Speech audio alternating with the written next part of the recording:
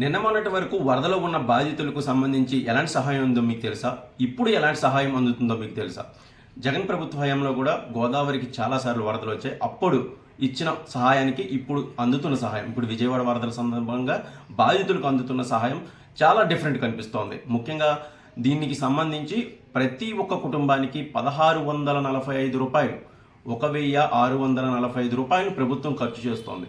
గతంలో జగన్ ప్రభుత్వ హయాంలో గోదావరికి 3 సార్లు వరదలు వచ్చినాయి. అక్కడ అందిన సహాయం గురించి చెప్పుకుంటే ఇప్పుడు అది మళ్ళీ గత ప్రభుత్వాన్ని విమర్శించినట్లు అవుతుంది. కానీ గత ప్రభుత్వ హయాంలో గోదావరికి 3 సార్లు వరదలు వచ్చినప్పుడు అక్కడ అందిన బాధితులకు సంబంధించి కనీసం ఒక పావు కేజీ బంగాళదుంపలు, పావు కేజీ టమోటాలు, పావు కేజీ చొప్పునే ఇతర కూరగాయలను అలాగే బియ్యాన్ని చాలా స్వల్పంగా అందించారు. కానీ ఇప్పుడు విజయవాడ వరదలు వచ్చిన సందర్భంగా కూటమి ప్రభుత్వం పోస్ట్ డిజాస్టర్ మేనేజ్మెంట్ సిస్టమ్, అంటే వరద వచ్చిన తర్వాత చేసే డిజాస్టర్ మేనేజ్మెంట్ సిస్టాన్ని చాలా పక్కాగా నిర్వహిస్తోంది. ప్రజల చేత మెప్పు పొందేలా ఖచ్చితంగా ఇది వాళ్లకు బాధితులకు ఊరటనిచ్చేలా ఉండాలని అయితే ముఖ్యమంత్రి చంద్రబాబు గారు భావిస్తున్నారు. దీనిలో భాగంగా ఒక్కో కుటుంబానికి ఇప్పటికే 25 కేజీల చొప్పున బియ్యం, 1 లీటరు పామాయిల్, అలాగే కిలో పంచదార, అలాగే కిలో కందిపప్పును ఇచ్చారు. అలాగే 2 కేజీల బంగాళదుంపలను, 2 కేజీల ఉల్లిపాయలను కూడా ఇచ్చారు. అయితే దీనిని మరింత పెంచాలి, బాధితులకు సత్వరం వాళ్ళకి సేవలు అందాలి, అలాగే వాళ్ళకి సంబంధించిన తినుబండారాలు కూడా సత్వరం అందాలనే కోణంలో ఇప్పుడు ఆ సాయాన్ని మరింత పెంచారు. విజయవాడతో పాటు పక్కనే ఉన్న మైలవరం, తిరువూరు ఆ ప్రాంతాల్లో కూడా, అంటే వరద పలకరించిన ప్రాంతాల్లో కూడా ఈ సహాయాన్ని అయితే అందజేస్తున్నారు.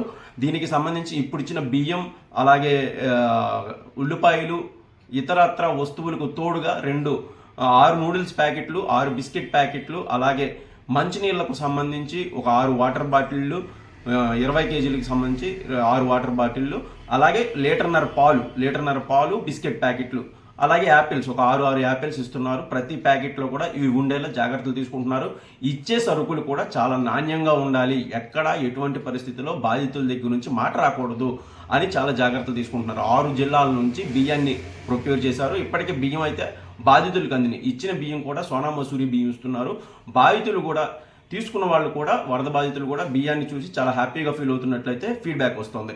సో ఈ పోస్ట్ డిజాస్టర్ మేనేజ్మెంట్ చేయడంలో కానీ బాధితులు ఏమాత్రం ఇబ్బంది పడకుండా, వరద బాధితులు వరద వచ్చిన విపత్తును పూర్తిగా మర్చిపోయేలా వాళ్లకు ప్రభుత్వం అండగా ఉంటుంది అని చెప్పడం కూడా చాలా గొప్ప విషయం. అలాగే విరాళాల విషయంలో కూడా గతంలో వచ్చిన విరాళాల కంటే కూటమి ప్రభుత్వం మీద వ్యాపారవేత్తలకు కానీ, పారిశ్రామికవేత్తలకు కానీ, ఇతర సంఘాలకు కానీ ఉన్న విరాళాలు ఇస్తున్న దాతృత్వం కానీ, ఉన్న నమ్మకం కానీ కనిపిస్తోంది.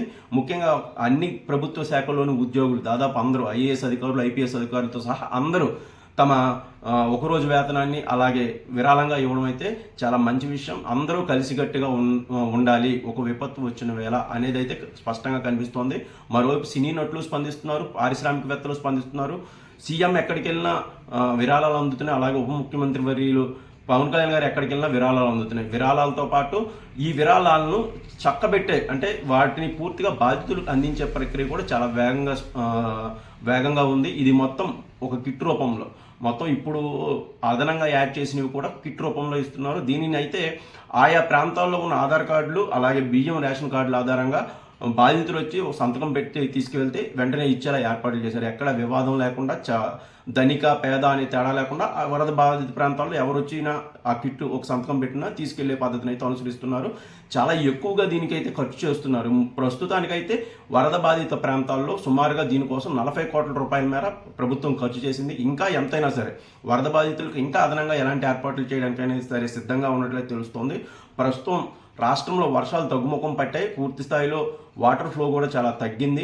సో మళ్ళీ బుడమేరుకు కానీ, ఇటు కృష్ణానదికి కానీ వరద వచ్చే అవకాశాలు చాలా తక్కువగా ఉండడంతో విజయవాడ చాలా వేగంగా కోలుకునేందుకు, మళ్ళీ సాధారణ పరిస్థితి వచ్చేందుకు, అప్పటి వరకు బాధితులకు సంబంధించిన నిత్యావసరాలు సక్రమంగా అందేందుకు కూటమి ప్రభుత్వం అయితే ఒక బాధ్యత తీసుకొని పనిచేస్తున్నట్లయితే కనిపిస్తోంది. గత ప్రభుత్వానికి ఇప్పటి ప్రభుత్వానికి ఖచ్చితమైన తేడా అయితే ప్రజలు చూస్తున్నారు. ఖచ్చితంగా ప్రజల నుంచి కూడా సానుకూలమైన స్పందన అయితే లభిస్తోంది.